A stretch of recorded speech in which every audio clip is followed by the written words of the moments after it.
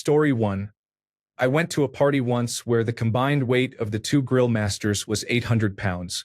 They made the best fucking cheeseburgers of my life. Story 2.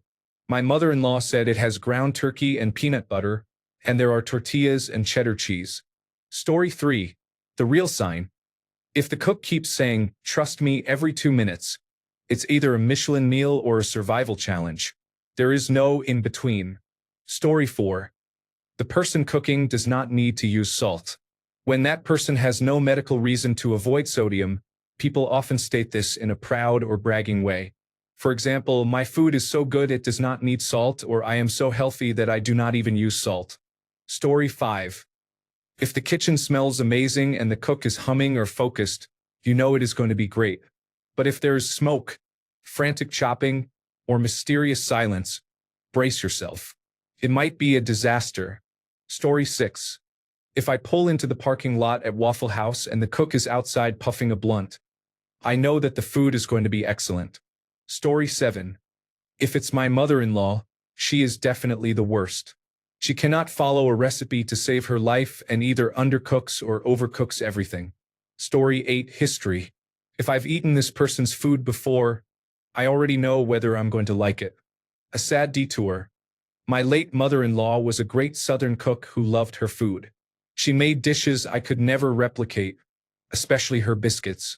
But one way we knew her health was diminishing was that her food stopped tasting good. It was not always bad. She simply over or under-seasoned everything. For example, her famous fried catfish turned into an inedible salt bomb. It was not just once. It became the norm. Story 9. The pot keeps boiling over. The chef has no concept of the need to babysit what you cook. Story 10. If the kitchen is a disaster when they start cooking, it probably will not turn out well. Story 11. They tell you they are trying new experiments or culinary adventures and call it fusion. Story 12. If it is a Mexican restaurant and they have 20-year-old Christmas lights out all year round, you are going to have a great meal. Story 13. How clean are their pots and baking sheets? Is there anything in the fridge that is raw and uncovered? Where is the garbage can? Do they wipe their fucking knife on the edge of the can, Vivian? Story 14. I'll never forget it. I had been promised a beautiful fillet steak from what I was assured was an amazing butcher. I could hear them cooking in the other room. I was waiting to hear that loud sizzle as the steak hit the pan, but it never came. Then they joined us in the other room and said, "The steaks will be ready in just 20 minutes. My heart sank. They had been sitting in a pan on the lowest heat. I was presented with a gray hunk of meat. I took a few bites and said, "A bit on the rare side for me. I'm just going to put it back on for a few minutes." They replied, "No, you just sit there and eat. You have done so much." Story 15. If they look calm and know exactly what they are doing, the food is going to be excellent. If they are scrambling and already burning things, brace yourself. Story 16. They are listening to the Gypsy Kings, moving quickly around the kitchen and pausing to do the clapping part. Story 17. Once you microwave a whole chicken for Christmas dinner, you never have to host Christmas again. Story 18. My grandma taught me this one when I was a kid. Whatever it is most likely awesome. Story 19. How clean or filthy their kitchen and house are matters to me. After helping a coworker move, I never eat other people's food at potlucks. I snack beforehand and eat what I bring or what is store-bought. Even if their spice rack is abundant. If there is an overflowing cat litter box in the kitchen or layers of old food on counters and appliances, I cannot eat there. Story 20. If someone lifts their arm and a large fold of skin hangs from the elbow, you know the food is going to be great. Story 21. If the smell comes into the room in the shape of a ghostly finger that gently lifts me into suspension in the air and I float gently toward the kitchen, it will be good. Story 22. When she says, "I don't like to cook with salt. There's salt on the table if people want it. That meal is going to be shit." Story 23. This thread makes me a little sad because I am kind of chaotic in the kitchen. I know I am not the best, but I am definitely trying and improving. Story 24. If it smells like roasted garlic, the chef is wearing an apron, Several chopping boards are full of herbs, and there is music playing in the kitchen. It is going to be delicious. Alternatively, if the cook is piling 10 pots in the sink, the trash is overflowing, and they are frantic in the kitchen, I am going to have to eat when I get home. Story 25. I hear a cast iron pan coming out of the cupboard. I have found that people do not like cast iron because it burns food. Turn the stove down, dummy. Nothing beats a good cast iron sear. Story 26. When they have a dog and it is not begging for a bite, I know I need to fake a swallow. Story 27. The worst food I ever tasted was when I went to my brother's house and his new wife was making chicken enchiladas with homemade red sauce. I noticed a large bag of granulated sugar on the counter, and I did not realize she was using sugar like salt. That was the only time I ever spat something out because it was so bad. Story 28. If someone asks whether you want salt, it means they did not add any salt during cooking. The meal will be very bland. Story 29. For me, it is my friend explaining how the Maillard reaction works while cooking, because he has already delved into food more than I can imagine. He is really into cooking as a hobby and uses us as testers for his experiments. Spoiler: they are always amazing. Story 30. Cats were eating the bread dough on the counter, and the host baked it anyway. I had just said I was not hungry. Story 31. Good signs. They drink from a plastic deli container and keep several stored just in case. Vegetables are chopped to a consistent shape and size for each ingredient. The first ingredient added to the pan is onion. The cook tastes the food regularly. They pay attention to and adjust the heat while cooking. Bad signs. Cooking on high heat. Chopping ingredients as they are needed during cooking. It is better to have most, if not all, ingredients prepared before you start cooking. Story 32. Is this too much garlic? I will let you decide whether it will be the best or the worst, but I trust you already know the answer. Story 33. If they wash their hands, wash the food before preparation, and keep the kitchen clean, that is good. If they do not wash their hands or the food, and the kitchen is dirty with cats on the counters, that is bad. Story 34. Heat control. It's astonishing to see how many people just put the stove on maximum and then wonder why things burn or are not cooked properly. Story 35. One of the first things my ex did when he visited my house was look at and judge my spice rack. He loved food and cooking and wanted to determine whether he could eat my food. He was laughing out loud. We are still on friendly terms. Checking someone's spices is a solid indicator. Story 36.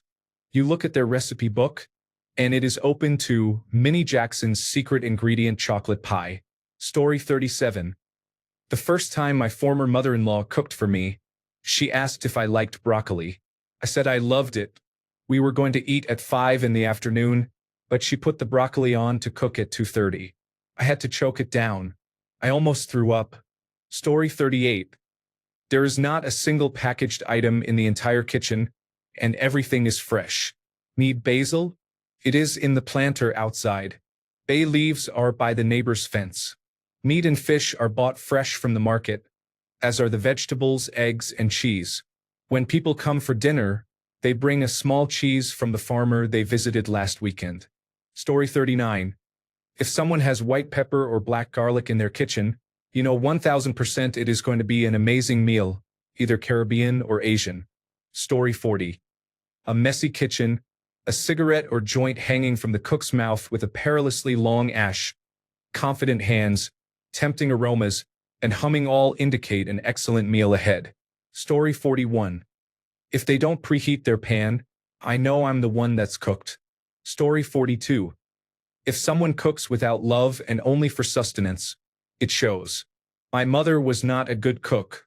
She would throw everything into a big pot and boil it with no cleaning, badly chopped vegetables, and ingredients from the fridge that were a day away from going rancid. My siblings and I suffered food poisoning multiple times growing up.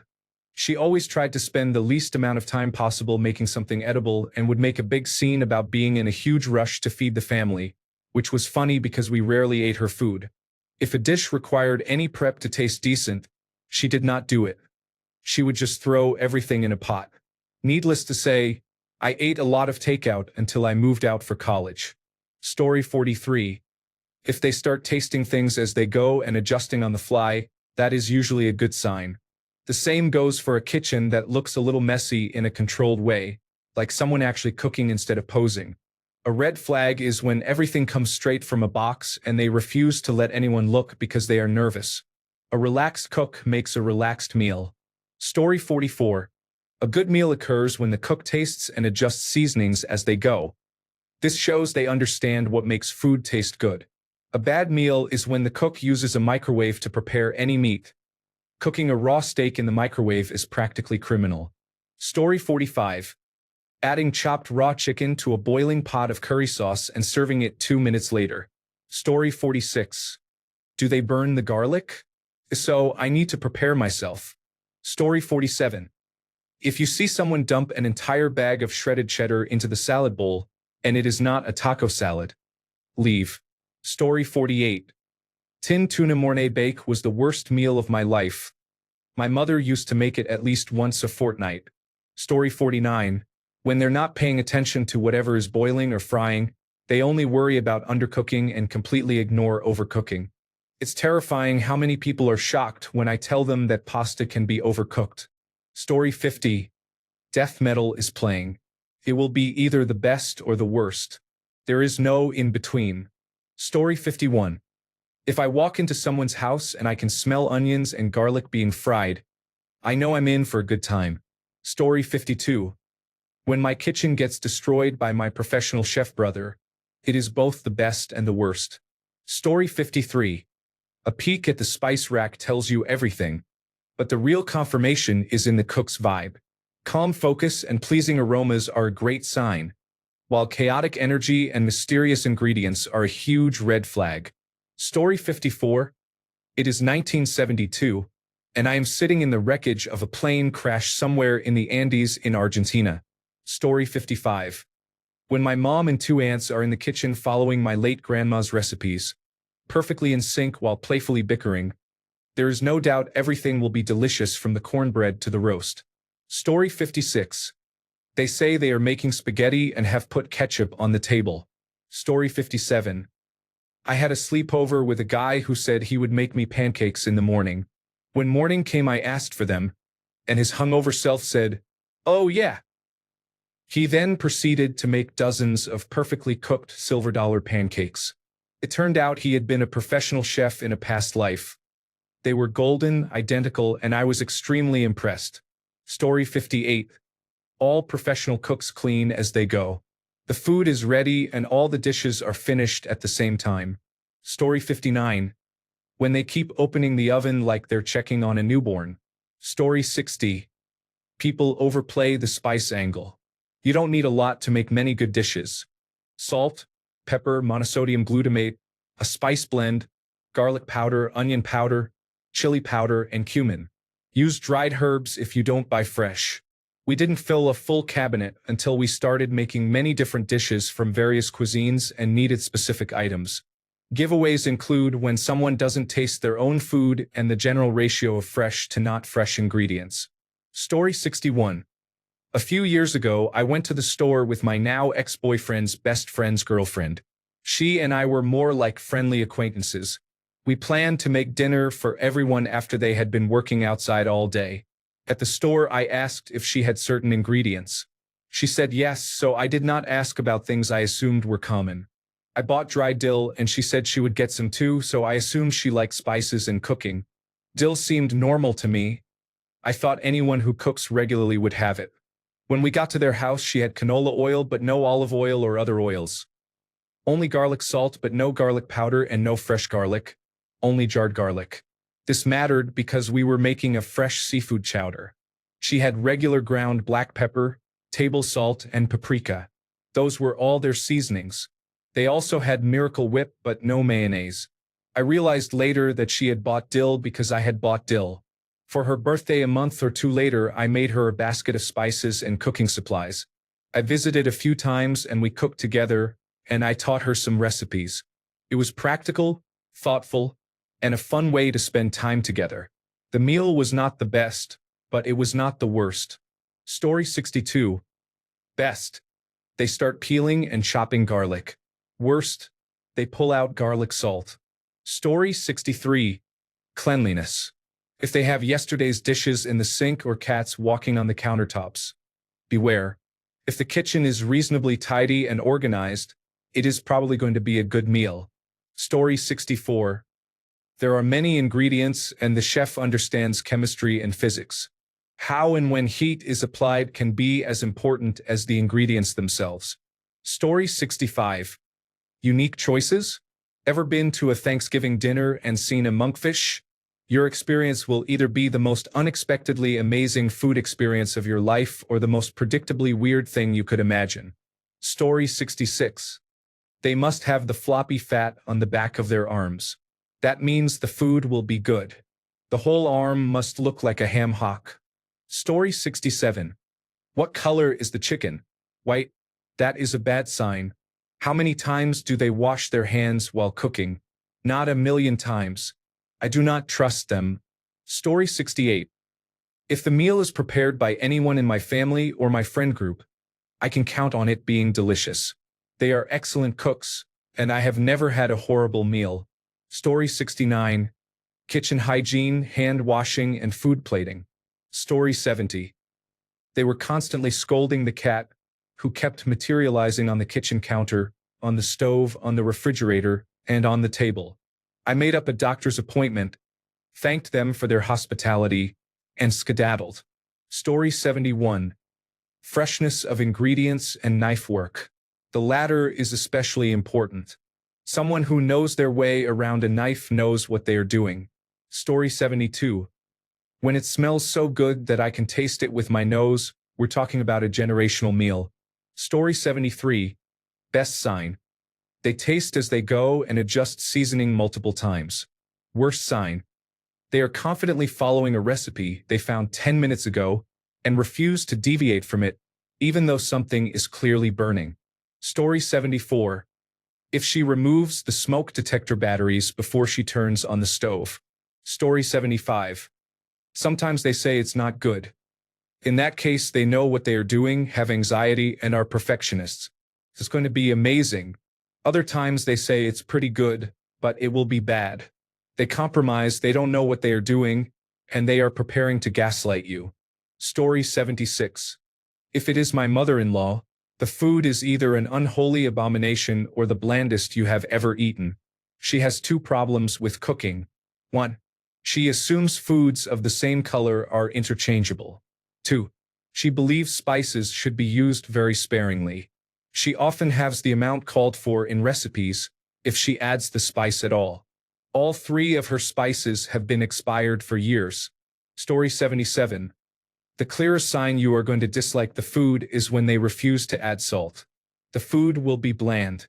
I work in kitchens and cannot stress enough how important a little salt is to creating flavor. As a cook, I have experience with bad cooks. Here are some mistakes I have seen. If you tell me you can caramelize onions in 15 minutes, I will not touch your food. If you slice onions instead of cutting them julienne, I will not eat your food. If you boil soup or regularly burn cheese sauce, your food will be bad 100% of the time. Each of those problems is caused by not caring about the results. Good food takes time, patience, and understanding of why techniques are used, respect for the ingredients, and attention to detail. Without those things, you will be a bad cook and your food will be mediocre at best. Story 78.